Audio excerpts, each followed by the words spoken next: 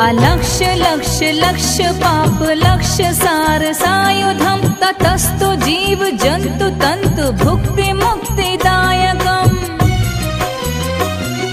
विरंचि विष्णु शंकर स्वकीय धाम वर्मदे त्वदीय पाद पंकजं नमामि देवी नर्मदे